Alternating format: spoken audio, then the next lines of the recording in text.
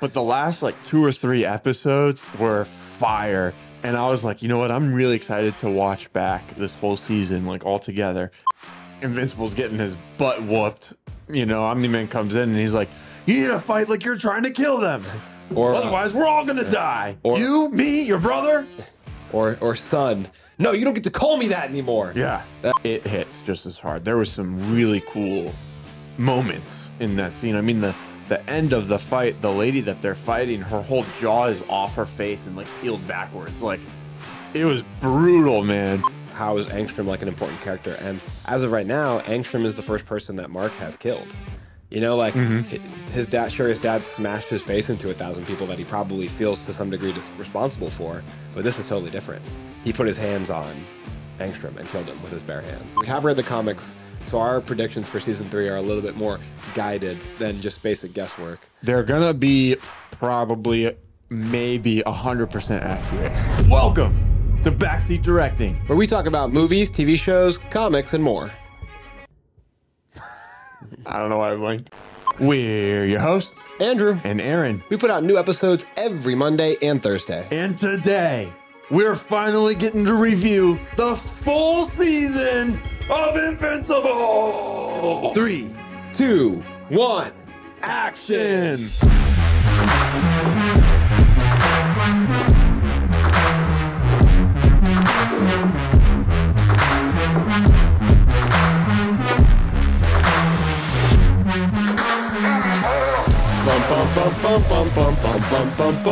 Season 2 is finished, Andrew. You got to see the whole thing. Let's go. Woo. So we haven't met up and talked about Invincible since the 5th episode. So it's got to be the topic we've covered the absolute most on the podcast now. We did multiple episodes on The Last of Us and a live stream on the game. And then we've done a lot of episodes on Avatar: The Last Airbender. But I think Invincible has surpassed everything else. Yeah. It's got to be really close, if not, because for the first 4 episodes of the season, we did 1 weekly, and then we did the 5th episode. So that right there is 5. We definitely did one before the season. Covered the whole series at one point. Yep. And then, yeah, that was one of our first episodes, I think, was an Invincible episode. So we're at like 7, 8 episodes about Invincible. So do you like the story or something? I think Robert Kirkman is like, I think he found out how to write, you know, like I think he found his way. Yeah. He's made a living a little bit. I mean, our credentials are right in front of you guys. We're pretty big Invincibles fan. I mean, this is from Comic-Con, signed by Ryan Ottley, the Battle Beast special issue. We've got all the comics. We've read all the comics every issue to Invincible. We've watched the whole series, a lot of it more than once.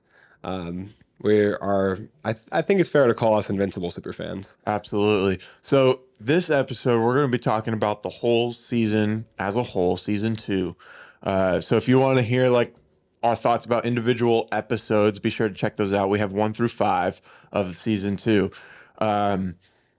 Towards the end of this episode, we're going to be spoiling the show throughout the whole thing. But then towards the end, we'll probably go into like our predictions of the comics and what's going to happen in season 3. But that's not for a little while longer. But if you haven't seen the show yet, warning, spoilers. We'll give you the follow-up warning when it comes to the time for the comics. Books. Absolutely. So, Andrew, what did you think of the season overall? I thought this season was really strong. I think for a lot of people, if you ignore the 3-month break in the middle of it, then you can really feel like the continuity of the season a lot better, and you can feel the flow. And I think you can really appreciate how this season, it really did everything that season 1 did, and I think added a little bit more action into the mix. It's hard to feel that in the context of everything. It didn't feel like that. And I think in some of our other reviews of the individual episodes, we were talking about that. Like, it feels longer. It feels like there's more character development on like characters that we don't necessarily want as much time with, you know, like Donald. But I like you, Donald. Yeah. I mean, there's plenty of other characters I'd put before you. But the last like 2 or 3 episodes were fire. And I was like, you know what? I'm really excited to watch back this whole season, like all together. And I did. Yesterday, I watched the first 4 episodes, which is kind of funny. I got to the halfway point where there was now you're taking a mid-season break. Yeah. But I watched them all back to back. And it felt like the same pace as the first season. It felt very fast. It didn't feel like we were lingering on one character or another character for too long. It felt cohesive. There was a lot of cool action. I think the fight in episode 4 between Omni and the other Viltrumites with Mark helping him out, that was way cooler, I think, than how we sold it When we did our first review. Yeah.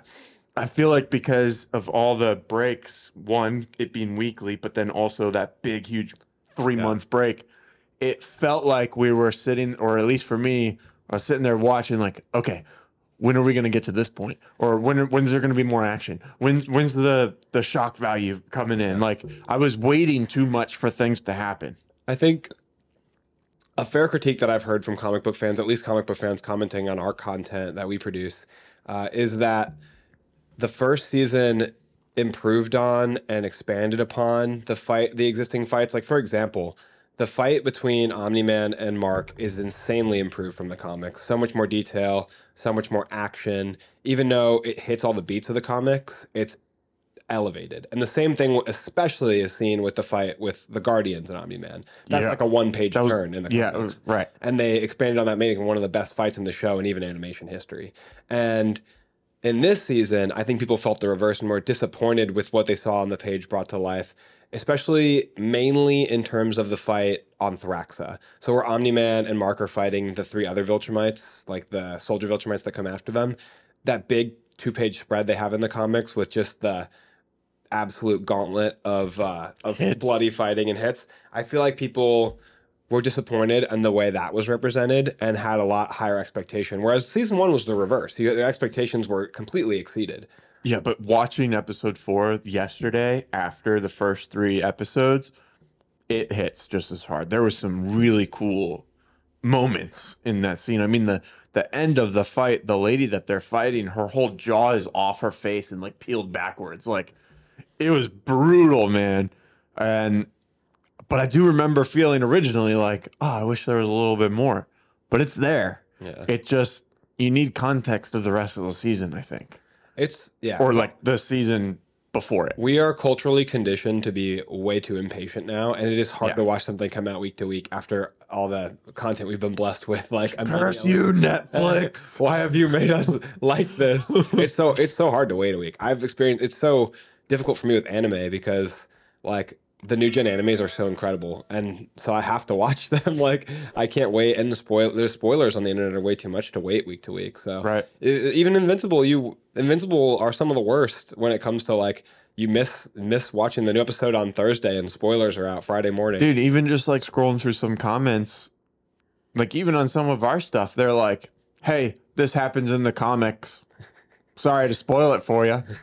like why would you say that to somebody who clearly hasn't read it? We're on season 2. Yeah. They're predicting 8 seasons or more to cover the whole thing. Why are you talking about something that's all the way in Compendium 3 right now? Yeah. Yeah. They're like, oh, it's really good stuff too. Like the video I made, the very first thing I said was heavy spoiler warning. Right. And even that was like, I don't think I'd said anything that was like probably outside of season 3 or 4. No, yeah, I don't think so. I can't wait till we get to the end of this video to talk about what I think is going to be in season 3, because we were very wrong when we came to season. So wrong. We came to season 2. We had someone commenting on our videos too, telling us we were wrong. We were like no, bro, you're wrong. He remembered better than we did. Yeah, he maybe read it more recently. Or you won. Better memory. You won. But I think we're actually going to be right. Now is our. This is like me every time a new DC movie comes out. This time I'm right. It's gonna be good. It's gonna be a home run. No, but I think the strength of whether comics or show, I think the strength of Invincible the series is Viltrumites going head to head with Viltrumites. It's like Zod versus Superman in Man of Steel. You know, it's like the best action, and then it's the highest stakes, and it's like the best dialogue too. Because when Anissa came back into the picture in episode 7, those two episodes 7 and 8 were my 2 favorite episodes of the series, like by far, even including the mid-season finale of the series or the season. Of the season, I should say. Yeah, of the season. Because, man, episode 8 in season 1 is a banger. But, like, the dialogue with Anissa, on top of how great the fighting is, right? When they're, like, blasting off the ground and there's an erupt of just the air pressure of their movement. And, like, as they fly by the cruise ship, the windows are shattered. It shows the scale of the fighting of Viltrumites. It's so much better to see them fight on Earth, first of all, because on Thraxa, like, I don't have as much of a scale. Like Thraxa was, there wasn't as much structures. The structures on Earth, like the cruise ship, the island, the planets, and the Omni-Man versus Mark fight, the destruction of that shows me how strong they are compared to the environment. Whereas like there wasn't as much of an environment left on Thraxa. Right. So I really liked the part with Anissa and the cruise ship. And then, like I said, the dialogue's so much better too, where she's like, we can bring advanced technology to them that can save lives. They're in, what did she say? And there's like an 18% chance that they'll survive like the next couple hundred years because they'll destroy themselves, these humans. And that's very possible in a lot of ways, the way like environmental destruction or nuclear fallout. Like, so she's making good points, but he's like saying it's better for a society to have their freedom and doom themselves than it is for them to be like under the boot of the Viltrumite Empire. So like this back and forth is not only entertaining because it's happening between the fight, but it's just good dialogue. Yeah. Like the construct of Mark resisting the Viltrumite. So I think every time Viltrumites are on screen is going to be the best part of the series. I totally agree with you. Robert Kirkman does a fantastic job of including dialogue into the fight scene. That's like pushing the fight forward, but the overall narrative as well. Well, also he does such a good job of addressing morally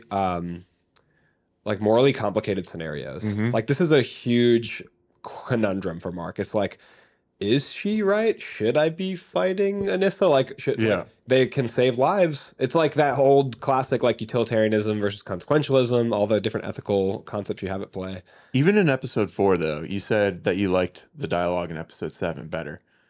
The dialogue in episode 4 during that fight was really good as well. I like when Omni-Man says, why do I feel like this? Yeah, and it's insignificant. Like, this is how you should have felt on Earth.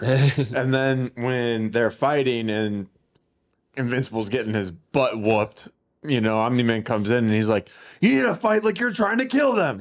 Or otherwise we're all gonna die. Or, you, me, your brother. Or son. No, you don't get to call me that anymore. Yeah. Yeah. So there's great dialogue all the way through. And I do like episode 4 more than I did originally. But the season altogether has an 8.4 on IMDb. Season 1 was 8.6. The highest rated episodes are episode 4 at 9.2 and episode 8 at 9.2. Which is both of their finales, mid-season and actual finale. Correct. And then episode 5 and 7 both have an 8.8. 5 was really good. That's when we said we were like, they tricked us back into forgiving them for the mid-season break. Because 5 was really, really good. Right. There's a lot of great episodes this season. I think I could do with less side quests because when they're off the side quests, oh my God, is it just the best thing to watch in the whole world? Yeah. Like when they're doing like something like Mark going to the like Atlanteans, like it's a decent part of the show, but like that compared to like a mainline part of the show, like Rex fighting the Lizard League, you know, something where there's like real devastation and loss and members of the team are severely injured, or the Thraxa fight, like it doesn't even compare. Yeah, but they need to have those in there, you know, so there's like pacing and story development and stuff. But I agree, like that's not as exciting. I feel like they could develop Mark in the mainline story just as well. Like the stuff with Darkwing, which I think is right next to the Atlantean stuff, like I love that part because Mark's really menacing in that part. But like, it just seems like that time could be taken up with something more valuable. Like, I don't know. I feel like that part is not nearly as good to me as, dude, Anissa putting her hand on Amber's neck is holy shit.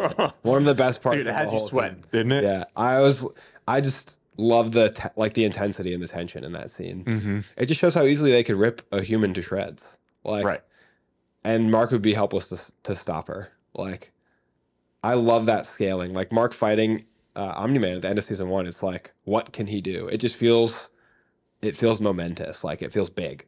That's something that I thought about episode 7. It did such a good job of showing the power scale of all these characters. Like in the beginning, right? It was episode 7 where we get the Rex fight, and that fight was pretty cool, but he's like also like struggling. Yeah. And then Invincible comes in, one punch, and the guy's basically knocked out. And then later we see Invincible just get thrown around like he's a rag doll. Yeah. You know, like we got to see like 3 levels, you know, of exponential strength. It also mirrors season 1 too, where Rex is getting his ass handed to him by a monster girl, and Mark steps in and like knocks her into transforming back into a little girl. So like Rex is one of the strongest heroes in the world, strong enough to be chosen for the Guardians, strongest team on Earth, and Mark still makes him look like a little kid. Yeah, and then Anissa makes Mark look like a little kid. Right. Yeah. What did you think of episode 6? How they basically undid everything that happened in episode 5, or maybe I'm getting them. Yeah, no, that's right. Where in episode 5, the Guardians went to fight the Lizard League, and they all died. All of them died. But then in episode 6, they're not all dead. And in episode 8 too. Yeah. We said we were going to spoil the show. Episode 8, that Kate is brought back. Right. So I think, to me, Invincible, where it was created, is based on, satire. Satire towards Superman, satire towards DC and Marvel. And something that those mainline comic book storylines have always done is bring their characters back to life, rehash them back to life over and over again. So I think that they do it as satire. And like, I don't mind seeing the characters come back. I don't think it's cheap. I think that it's very purposeful to like acknowledge the comics that came before. Darkwing comes back because an apprentice takes his place. The same thing happens. Dick Grayson takes over the cowl for Batman when Batman's gone in mainline Batman storylines. And then Batman even comes back after that. So like, it's exactly the same thing. And I don't mind it. Like if they killed like Omni-Man and brought him back to life, I feel like it'd be different rather than supporting cast members. Fair enough. It also probably helps us too because we know what's gonna happen. We knew they were later. gonna come back already. So. Yeah. But that was something that Zach brought up. He was like, "Well, they just nothing. The stakes weren't real then, right? Like they all just came back to life." They did the same thing with the Guardians anyway. I mean, they brought or the previous Guardians. They brought them back. Basically, every one of them can come back another way. Green Ghost has her powers through like a little orb that she swallows, so someone else could take that. They have already brought back Martian Man because they have a new Martian. But those are different characters. These are the same ones that died, but they're not dead. You know what I'm saying? Like that's different than someone else taking up the mantle. That's what they did with Immortal too. It's the same person. Yeah, it is. But you didn't mind that? No, I didn't mind it at all. No, did it bother you? No. Yeah, just because Zach mentioned it. Yeah. I don't think it's a bad thing. Like, I mean, Rex is irreparably changed. He lost a body part, and Shrinking Ray, she like is still fighting for her life. So it was still, and it was the Lizard League too. Like, it wasn't. They were wrecking. Yeah, the Lizard League was kicking their ass, but it's like it's not like they cheated them out of like surviving a fight with Thrag. They already survived. The team survived Battle Beast, so they could survive the Lizard League too and, and get healed back up. Battle Beast is so much stronger than people probably know. Just wait. Just wait. Look at this guy. You think he's done? That is interesting. We didn't see him at all in season 2, did we? No, we didn't. One of the strongest characters in the Invincible universe. Yeah. I've been seeing the picture shared around a lot from the comic of their team up of like the members they get together for the war later on. And it's like, spoiler alert for the comics briefly here, skip ahead 10 seconds, but it's like Battle Beast, Omni-Man, Mark, Kid Omni-Man, like it's like Alan stacked. Yeah. It's gonna be so good. It's gonna be so good. All right. Death Racer, what's his name? Space Racer. Let's talk about the final episode. What'd you think? Final episode, best episode of the season. Best episode of the season 2. Yeah. That episode. Walk me through that episode. Oh, man, it's just Invincible. They know how to do season finales. Like when you get to the final episode, there's just so many awesome references. Angstrom Levy. It starts out with Angstrom Levy threatening Debbie and Oliver. Man, I'm doing bad with names this episode. So I got you. The reversal of roles. The call at the end of the 7th episode, it picks up with him in Mark's house with Oliver and Debbie, and Mark rushes over there, And like the teleportation just brings him to a bunch of different universes, creative different art styles. We get to see Agent Spider, the parody for Spider-Man, actually voiced by Josh Keaton, who voiced, I think, the Spectacular Spider-Man. We get to see Batman's cape and him talking to Batman about the goofy His nature name. of the name. Yep. We get to see like all kinds of different environments, a reference to Fortnite with the sniper rifle that he swings at Angstrom Levy's face.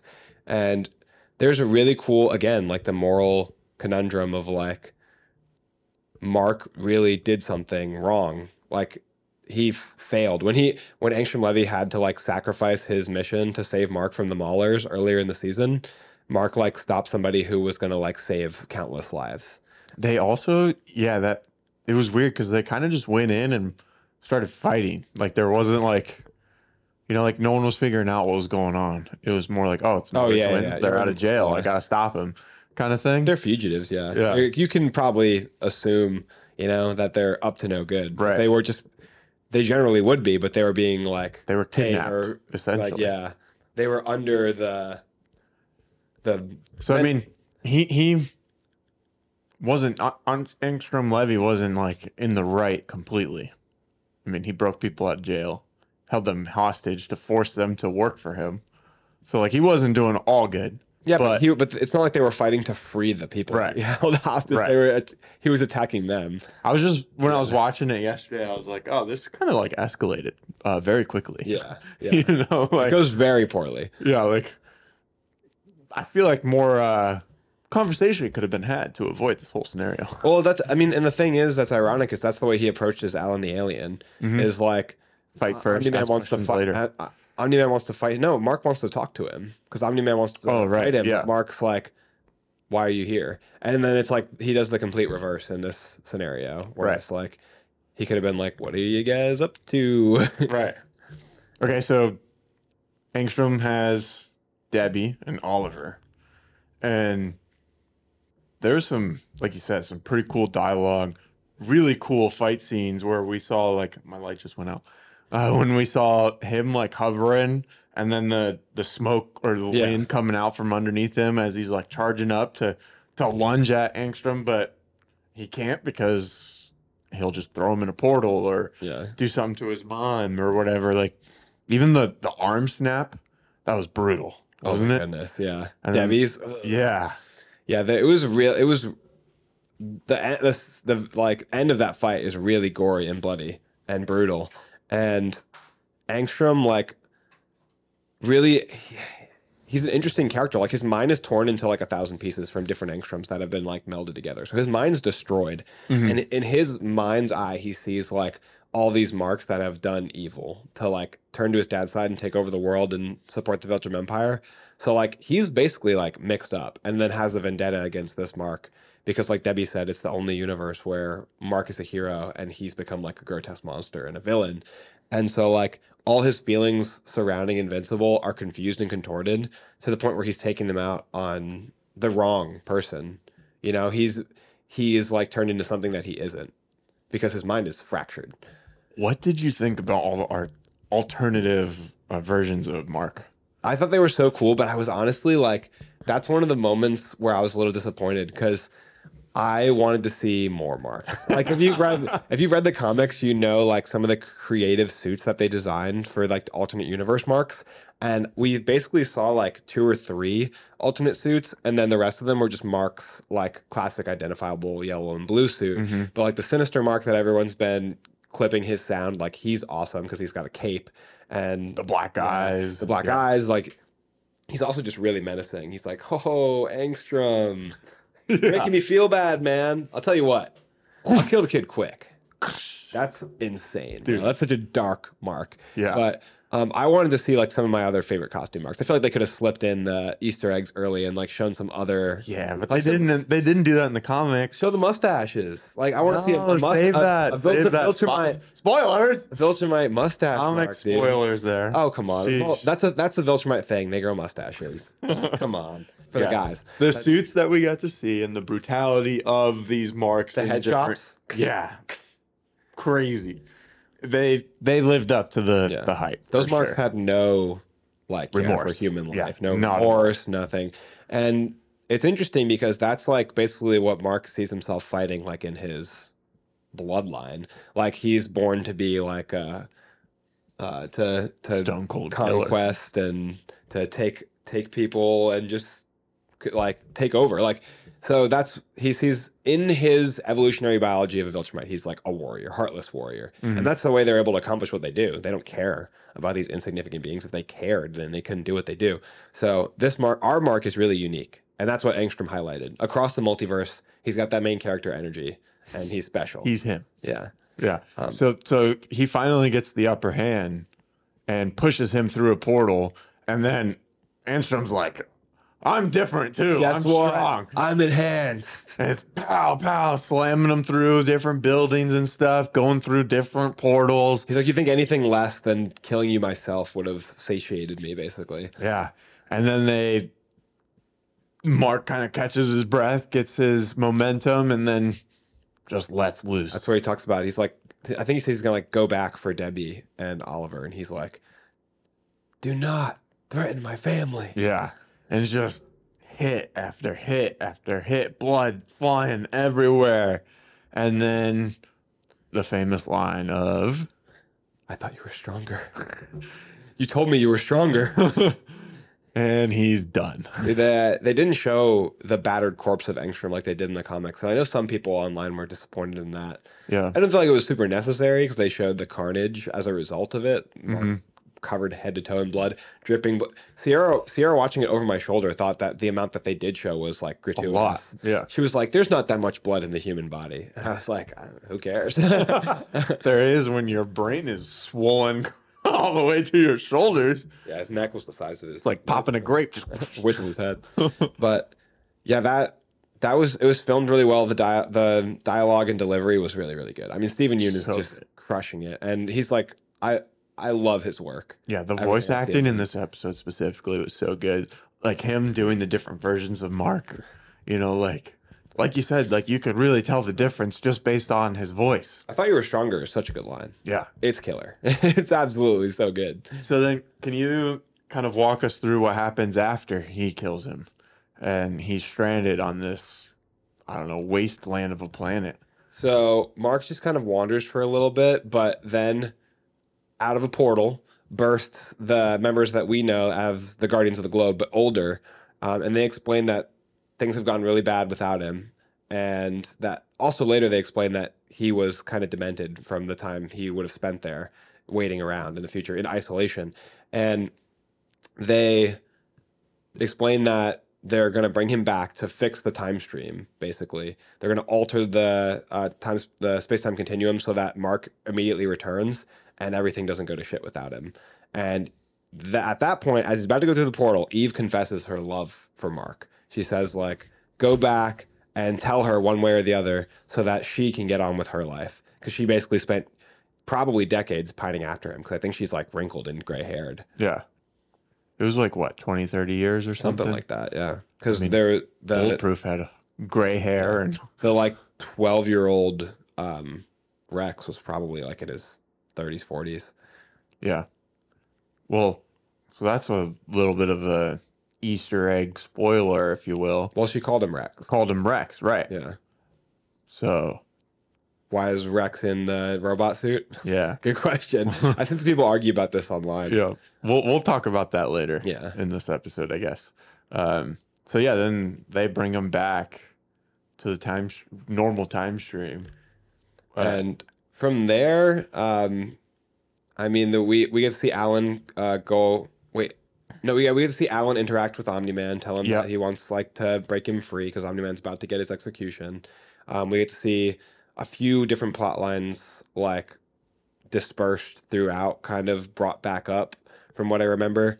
Mark talks to his mom, and Mark talks to Adam Eve, and the consensus of the conversation, like with Cecil and his mom, I believe is mostly about like him not wanting to turn into his father. And Cecil's like, you did what you had to do. You're not your father. And Mark's like, you weren't there. And he's like, basically telling Cecil, like, you don't understand like what state of mind I was in. Like, he's like, he feels that he could have done it, could defeated Angstrom without killing him. And he just feels like the state of like overkill and rage he went into is like he said he wasn't in control. That was his issue. Was that like the Viltrumite side of him as he sees it, the side of him that is Nolan, Omni-Man as he sees it, like overpowered the rational part of his mind. And so he thinks that there's a state that he can get to where if he doesn't have control of himself, what might he do next? If he can kill one person, what stops him from killing 1,000? Because he could kill 1,000 in probably a matter of seconds with the amount of power. The amount of power he has, if he's not in control of that amount of power, it is basically like an unaimed nuclear bomb. Right. So he needs to be in control. So that's going to looks like a big arc for season 3 is him like, I think in the comics at one point he trains. Like at the GDA, they put up some, sorry for the spoiler, but we were likely to see like him trying to train some more. Nolan already mentioned that like, it's like works like a muscle. Like if he flies really fast, he'll get tired. Yeah, he can train it. Episode 4, Omni-Man is like, we'll train you because the Viltrumites are going to come here and kill your brother and all these people. We need you to save them. And he's like, why does that matter to me? Kind of thing. And then he's like, well, we'll have time to train, blah, blah, blah. We'll get you stronger, whatever. And then they show up right away and they obviously don't get to train. And they both get their butt kicked in that fight. Mark has a lot of potential. His dad is obviously one of the most respected. He's got the blood of Nolan Grayson in him, and that's one of the most respected Viltrumites in their history. Yeah. A piece of dialogue that we kind of skipped over a little bit that I really liked was when Mark was stranded on the planet and he's there by himself. He's flying around, doesn't see anything. And he's also like contemplating and trying to convince himself that he had no choice. And then he goes back and he's like, oh, but I could have stopped. Yeah. And then he's like, no, I had to, you know. He was going to hurt you. He was going to hurt Oliver and Mom. Like he said he was strong. Like he said he was going to kill me. Like it's, you know, it's him. And he's like, I lost control. Yeah. Yeah. That part was really cool to see like his internal dialogue and him like trying to justify his actions when he knows that they were wrong. Yeah. I think that Zach, when we talked to him, said like, well, what did it matter? Like, how is Angstrom like an important character? And as of right now, Angstrom is the first person that Mark has killed. You know, like his dad smashed his face into 1,000 people that he probably feels to some degree responsible for. But this is totally different. He put his hands on Angstrom and killed him with his bare hands. So I think, like I said, Mark is like, I can't kill because I could kill thousands. Like, right. And he doesn't want to turn into those alternate versions of himself. He doesn't want to turn into his dad. So it's a really cool character development. Somebody. And he even says a line, I think, where he's like, you have no idea how much I've been holding back. Like there's a similar line for Superman in Justice League Unlimited. The concept of these people, these beings that are so strong that, and also there's a similar line in this series when Nightwing is trying to train Superboy. All those characters, Superboy, Superman, and the Viltrumites, they have to focus more so on holding back than they do on fighting as hard as they can. Like Batman has to focus on fighting as hard as he can. Superboy and Mark, they're fighting goons on the street. They're like, all right, how much force is the right amount of force to end this conflict without doing like damage that will scar this person for life or kill them? So like that's something that Mark faces every time he fights somebody. You know, he can't just go up to like that laser villain and hit him at like moderate strength because moderate strength might kill him. Right. So that's a really unique aspect of like the characters. Like they're really wholehearted. They have that Captain America like feeling of like the moral aspect, doing what's right and using the right amount of force for the right situation. Absolutely. It's kind of like Spider-Man. He kind of deals with that too. Yeah, absolutely. Because Spider-Man he's fighting street level crime. Unless if it's PS4 version. Yeah. Then he punches. He doesn't hold into the He air. doesn't hold back at all. Dude, my neck would disconnect from my body if he uppercutted me with the force to shoot me 15 feet into the air. Oh my god. Okay, is before we go on to the spoilers of the comics, thinking and predicting what comes in season 3, is there anything else you want to touch on or talk about season 2? I have one thing. This is something that I feel like was a negative to the season. I wanted to ask how you felt about it. I was disappointed with not only the lack of Omni-Man in the season, and I know they did things pretty much out of the comic book, but still, it's changing format for the show. So I was disappointed with not only the lack of Omni-Man, but the lack of J.K. Simmons' voice. When he finally showed up, there was like a 2-minute scene of him flying through space without his voice. Yeah. Yeah, in episode 4 or 5. Yeah. Yeah. He could have put an internal dialogue in there, like a track running in his narration in his head. Yeah, but the song, it hit hard, man. Yeah, it was really good. It hit was hard. a really good song. But I just wanted more of him. Yeah, I see your complaint, but I do think it was best for the story. Like, he's probably the best part of season 1. Yeah, yeah. He like comes in more like episode 3 and 4, and then into like episode 8. That's where he's like there a lot. Dude, the 2-second clip of him fighting the random species on the Viltrumite ship was like one of my favorite parts of the show. Punches the uppercut and he goes, it like pauses for a second, and then that was sick. That was sick. I was like, God damn. Then they show him that being like dripping from the ceiling later. Yeah, I hear your complaint, but I do think that it was necessary for what's to come. I get like it's shifting the focus of the story onto Mark, Right. but I love Nolan. I did really like the tension in season 1, and I feel like that tension isn't as strong throughout the whole season 2 as it was in season 1. You know, because like in season 1, you know Omni-Man's this bad guy, but like he's doing good things, and you're like waiting for them to catch him or waiting for him to kill Mark or something. You know, like there was a lot of resistance and unknown in season 1, but that wasn't there in season 2. Also, just had so many questions in season 1. Like I was like, why did he kill them? Like, why is he going? Like, I had what's his reasoning? Yeah. I had, what's his like? Why is he going back and acting like everything's normal? Like, I had so many questions because I hadn't read the comics yet. Now I have no questions.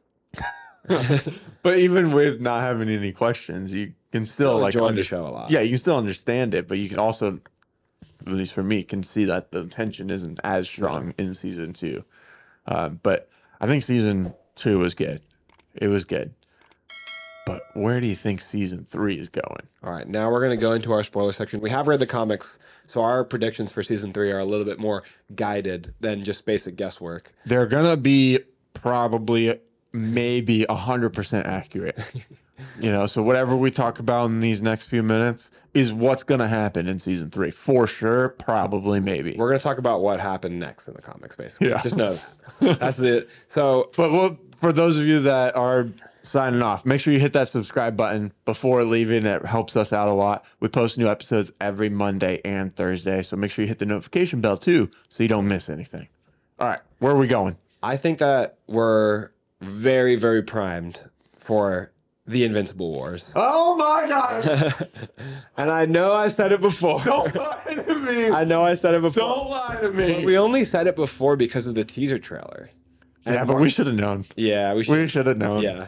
We were ignorant. We were foolish. Yeah. But now, like, they've already ignored so many of like the side missions. Like we talked about how they ignored Titan, the rock guy from season 1. They ignored the robot guy briefly touched on the creation of the Reaniman for Cecil. Oh yeah, that was like a very small part. So like all the stuff they were wrapping up at the end of season 1, they aren't touching on as much. I think they even showed Battle Beast maybe at the end of season 1, and they didn't get back to him. But in terms of mainline story arcs, the Sequids, we already know they're coming back. That was teed up at the end of this season. But I think we're looking at for like the big arc of the season is that the Invincible Wars is going to happen. Angstrom Levy is going to return, bringing marks from alternate universes, a bunch of evil, sinister marks, and they're going to just devastate the planet, obliterate and they're going to mobilize every hero. Cecil's going to mobilize every last thing that he has to fight off a Viltrumite attack, including Mark, including like Adam Eve, everybody. We're going to see awesome stuff like Rex igniting his entire skeleton to kill an evil Mark. It's so cool. But then Rex is gone forever. So following the Invincible Wars, you'll see Rudy take Rex's name in order to honor him, which has always been a little bit weird.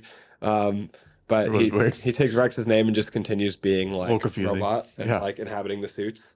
But immediately following the devastation of the Earth in the Viltrumite Wars, I'm sorry, in the Invincible Wars, so they fight off all the marks, and then who pulls up to the wreckage as Mark is standing, like trying to like help the construction workers, like and try to repair the damage brought on by the alternate marks? Who shows up? The next person, Conquest, dude. Sheesh. That is so. After Anissa, who tries to be diplomatic, the Viltrumites send in the big guns, and Conquest is not not diplomatic. He's Viltrumatic. Yeah. But he straight up says to Mark, he's like, "So give me your answer. Are you gonna take over this planet, or am I going to kill you?" He's like, please say no. Something like Yeah, he that. literally says like, because he's an older Viltrumite, like he is hardened by war. One of the Ragnar, It's like an old, seen so much stuff version of Thanos. yeah, He's got the Infinity Gauntlet basically he's too. like the most pure version of a Viltrumite in the show to me, because he doesn't just want to like conquest as much as his name would suggest. He's He just wants doing to it for fight. fun. Yeah, it's just a good time for him. He enjoys like the journey. He enjoys the blood, The process of the fight. So like at one, he even Ragnar bit off his hand. So from his like forearm up, he has like this Infinity Gauntlet looking robotic hand, and he has this giant scar across his eye. He just So looks cool. completely battle worn. His eye is messed up. So like he shows up. Mark's obviously like, no, I'm not going to let you. Well, take he's over also this." like beaten to a pulp from fighting himself. Is he? All the Invincibles, He is. right? Didn't that like? I'm pretty sure didn't it happen like right after, like literally right after he solved that? Conquest showed up. I'll check. I thought it was like back to back like that, where it's like across 3 issues or something, where it's Invincible Wars, and then Conquest shows up. The thing happens with Adam Eve. No, he looks uninjured when Conquest. Okay. So then, when does he come? No, his suit's a little torn. So who is he fighting then? Like his suit's a little bit torn, and I'll show it to everybody. You see that? Yeah. So maybe it is like after the fight with an alternate Mark. Yeah, like what happened right before this then? He's like going through the wreckage trying to save people in that instance. Okay. Yeah, there's a fight with the electricity guy that you mentioned earlier. Oh, okay. So there's They're spread out a little bit. There's a little beat. Okay. Like Gotcha. he fights Angstrom here, and there's literally like 10 pages before Conquest shows up. Gotcha. It felt really close together, and it is still close together. It's But he doesn't even have time to replace his suit, right. like from the previous fight. So it's like very much immediately after. But anyway, the fight with Conquest, I've talked about this ad nauseum. So then, One of the best fights ever. hold up. Before, are we not gonna get?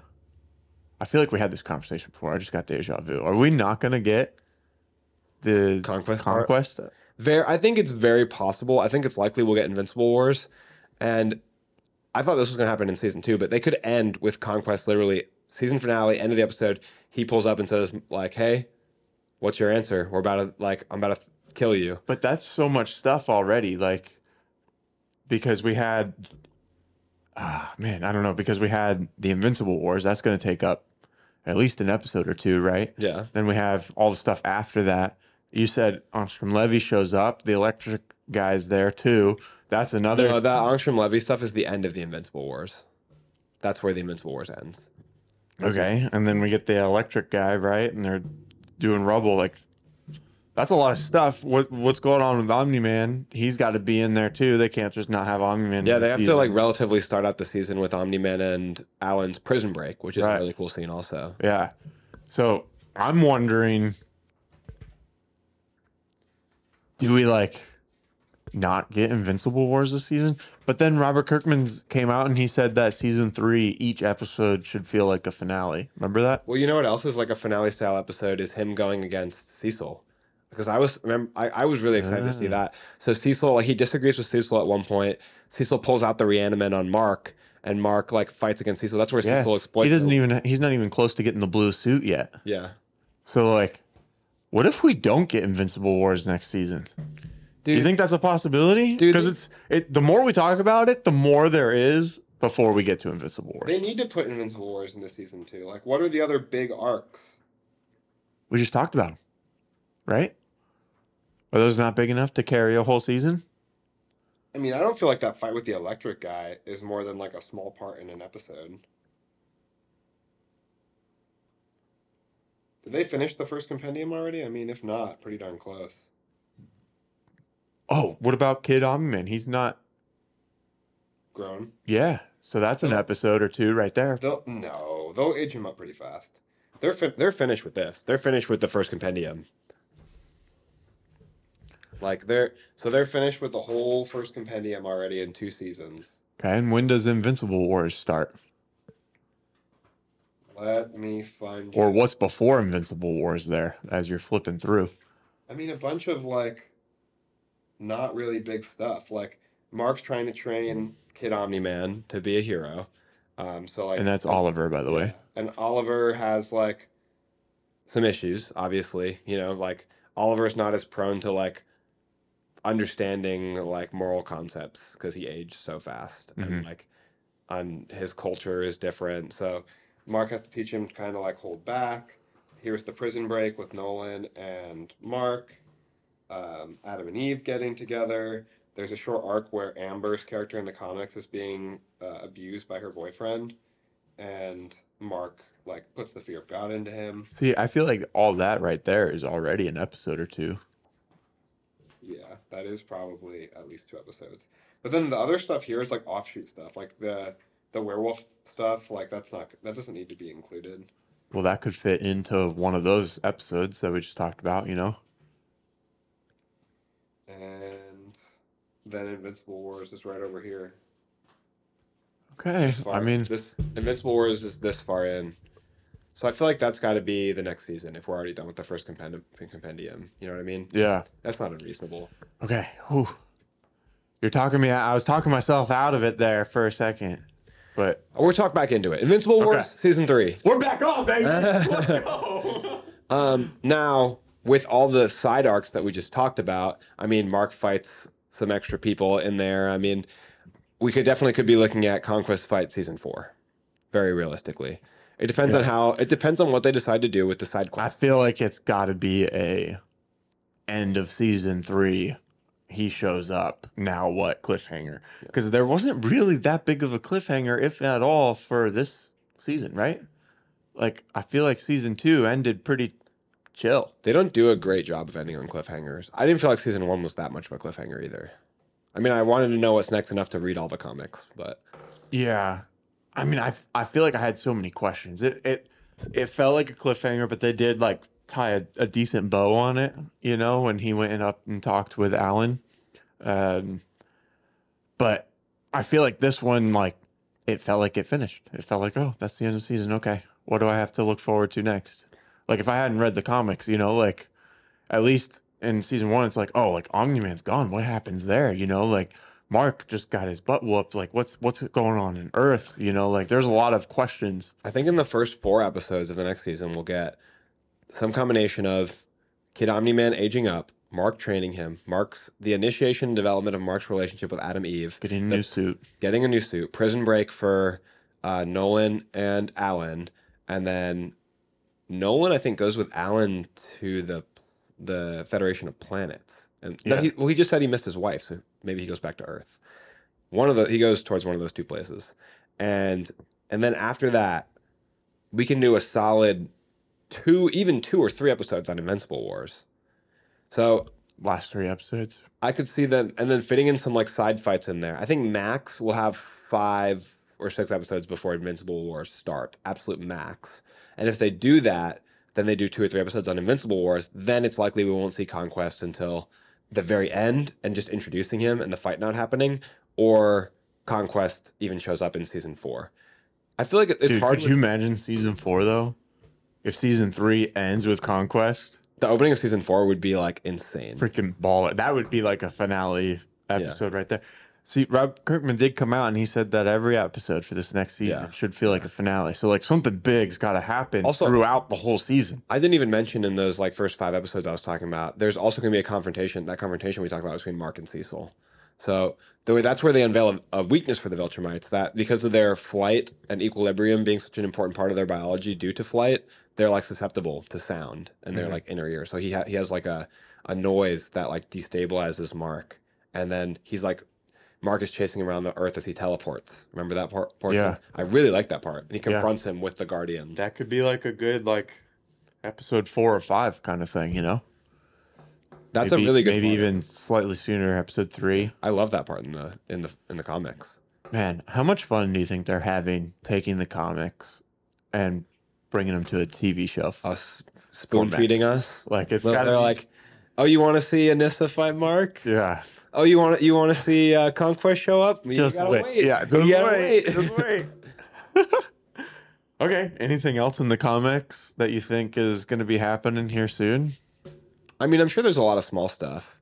Like those characters that we see fight with Battle Beast, they come back a bunch of times. Is there anything that's coming up that you like don't really want to see?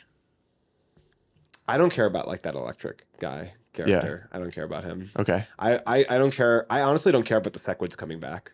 Like, Yeah, I feel like I've had enough of them too. Yeah. I mean, It's been like they've we've been already season seen them. 1 and 2. Yeah. Right. So like, I wish they would just focus because the stuff we talked about is like that's like finale material. Mm-hmm. You know what I mean? Like the Cecil fight, Kid Omni-Man has a great fight.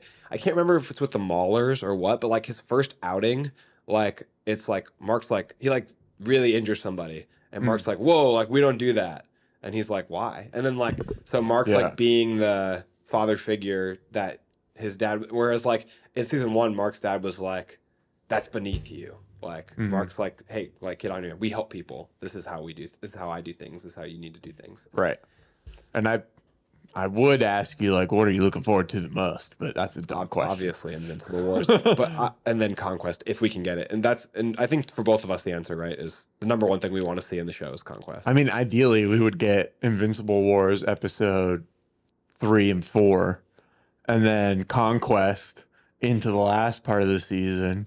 You know, like that would be ideal. But I feel like there's no way they put both of those in one season. No like, way. I could see like the Cecil thing around episode 3, the Invincible Wars around episode 6, and then even starting Conquest in like 8. Yeah. I don't think any dates have been released for season 3, but it's been rumored that they want to try to get him out once a year. So hopefully we won't have to wait as long for season 3 as we did for season 2. The crazy thing is they have the whole plot. Like I know Robert Kirkman's writing for the show too, but like that should make things so much faster. Right. It's very direct iteration with like a lot of good positive changes, but the bones are still very much the same as they were in the comics. Yeah. It's like you're asking a buddy to copy their homework, you know, and they're just like, hey, like change it enough to where it doesn't look like we cheated. And then you get a higher grade. Yeah, that's exactly what's going on here. And that took less time for me to do, copying off your homework. Only Robert Kirkman's copying his own homework. That's right. He's a genius. I love him. Yeah. All right.